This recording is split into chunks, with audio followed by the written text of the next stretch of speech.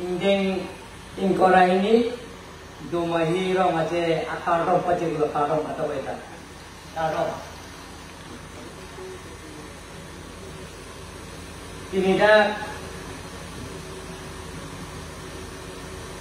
indeng ini dumahi rong aje hongaria long laso ibipon laso mailong mai cari pon bom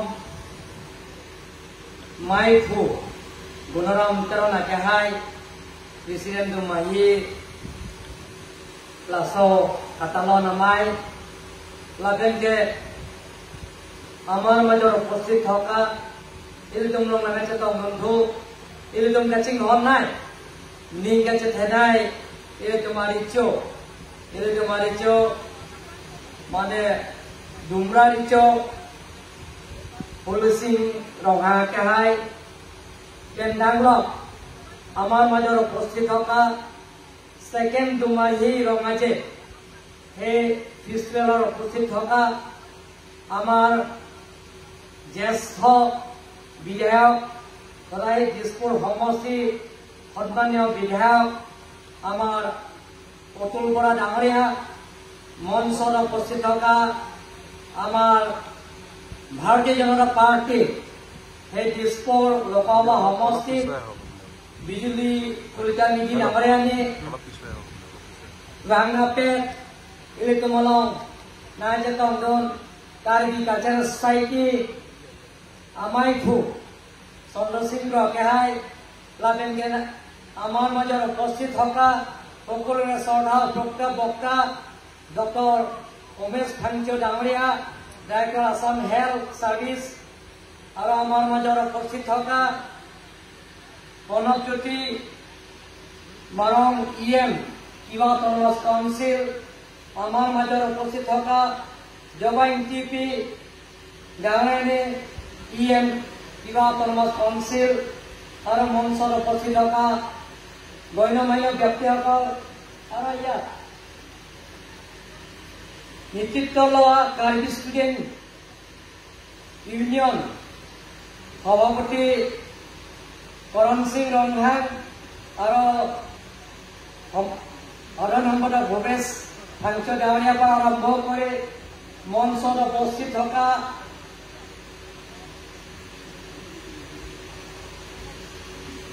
Karbi দৰবাৰ Karbi student union Karbi বামভি আছে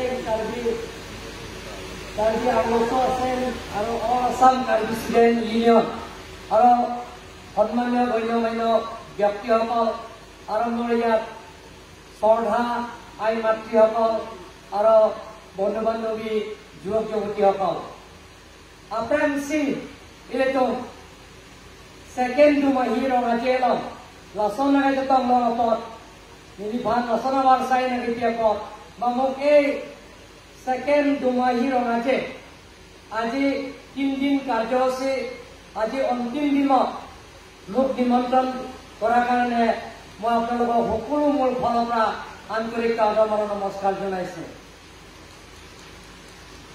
আজি আমাৰ ইয়াত plan district বহবাস কৰা মেঘালয় ডিষ্ট্ৰিক্টৰ বহবাস কৰা অৰুণাচল কাৰ্বি বহবাস কৰা আৰু কাৰ্বি আংলঙৰ ডিমা হাছাও বহবাস কৰা কাৰ্বি সকলো কাৰ্বি আমি একে কাৰ্বি প্লেন আৰু হিলছৰ কাৰ্বি নহয় কাৰ্বি আৰু আজি আপোনালোকে জানে যে বিষ্ণু ৰাভা কলাগুৰু বিষ্ণু ৰাভাই লিখিছে অসমখন আৱিষ্কাৰ কৰা প্ৰথমজন জাতিটো হ'ল কাৰ্বি মানুহবিলাকে অসমখন আৱিষ্কাৰ কৰিছে গোটেই এটি আমাৰ প্ৰাপ্য অধিকাৰ সেই গোটেইখিনি আমাক সুবিধা দিব লাগিব আজি ইয়াৰ উপস্থিত থকা আমাৰ সকলোৰে শ্ৰদ্ধা ইয়াত সন্মানীয় বিধায়ক আৰু আমাৰ সাংহত হ'ব আপোনালোকে যদি আশীৰ্বাদ আৰু মৰম বুলি দিয়ে আমাৰ বিজুলী বাইদেউ আছে ইয়াতে সকলো আশীৰ্বাদ দিবনে নে মৰম দিব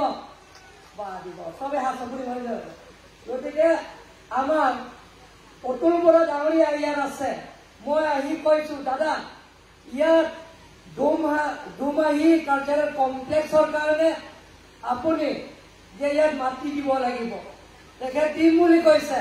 গতিকে আমাৰ MP বাইদেউ আৰু আমাৰ সন্মানীয় বিধায়ক একেলগে আৰু মই একেলগে আপোনালোকৰ গোটেই টিমটো লগ লাগি আমাৰ সকলোৰে শ্ৰদ্ধা আমাৰ অসমত chief minister doctor Himanta Biswa Sarma তাত যাম। নিৰ্বাচনৰ পিছত সেই সমস্যাটো সমাধান কৰিবৰ কাৰণে আমি চেষ্টা কৰিম। আজি বঙাৰী সেই প্ৰত্যেক বছৰে আপোনালোকে ইয়াত আমাৰ দুমাহী কালচাৰেল উদযাপন কৰে।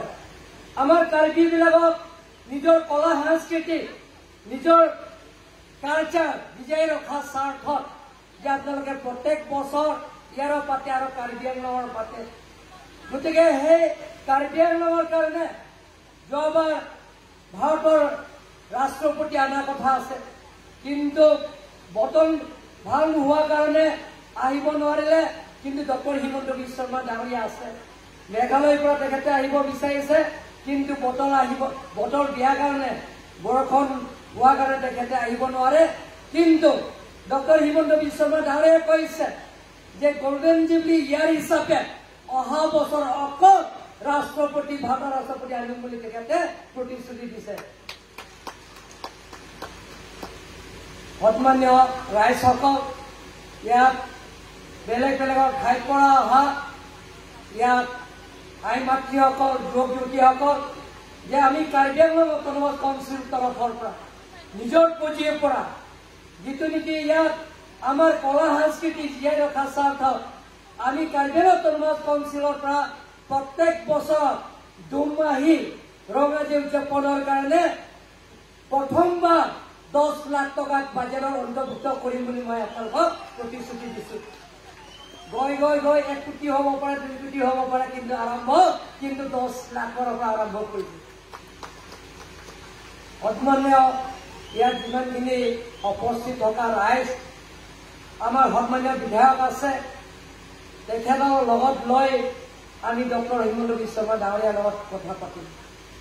সেই মাটি যদি আমি দুমাহী ৰঙাজী নামত যদি এলটমেণ্ট পোৱাৰ পিছত যিমানখিনি ইয়াত অডিটৰিয়াম হলৰ পৰা আৰম্ভ কৰি কালচাৰেল কমপ্লেক্সৰ পৰা আৰম্ভ কৰি অপেন ষ্টেজৰ পৰা আৰম্ভ কৰি ডিলিগেটছ যিবিলাকত থাকিব, যদি ডিফু টাৰালাংছৰ নিচিনা এনেধৰণত আমি বনাবৰ কাৰণে মই চেষ্টা কৰিম বুলি মই আপোনালোকক প্ৰতিশ্ৰুতি দিছো। সন্মানীয় আপোনালোকে ইয়াত মেমৰেণ্ডামত লিখা আছে, যিটো নেকি কাৰ্বি আংলঙত 6টা উগ্ৰপন্থীসকলে শান্তি চুক্তি কৰিছে কেন্দ্ৰ চৰকাৰত। ডক্টৰ হিমন্ত বিশ্ব শৰ্মাৰ চেষ্টাৰ ফলত কেন্দ্ৰ চৰকাৰৰ গৃহমন্ত্ৰীৰ আগত শান্তি চুক্তি কৰা হৈছে মেমৰেণ্ডাম অফ ছেটেলমেণ্ট। সেই মেমৰেণ্ডাম অফ ছেটেলমেণ্টত দফা আছে ইয়াত 3.5 আৰু 3.6।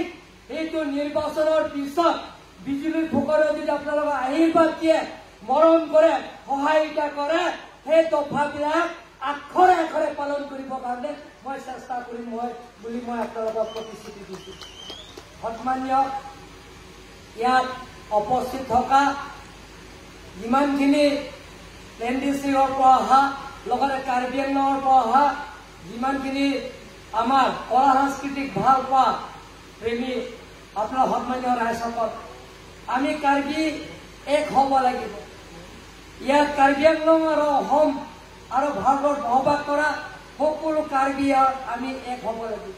আজি আমেৰিকা বসবাস কৰা অসমীয়া আৰু অসমৰ বসবাস কৰা একে অসমীয়া, ঠিক তেনেদৰে যে কাৰ্বি আংলঙৰ বসবাস কৰা কাৰ্বি আৰু মেঘালয়ে বসবাস কৰা কাৰ্বি আৰু ইয়াত সোণাপুৰৰ বসবাস কৰা কাৰ্বি একে কাৰ্বি আছে, বেলেগ নহয়।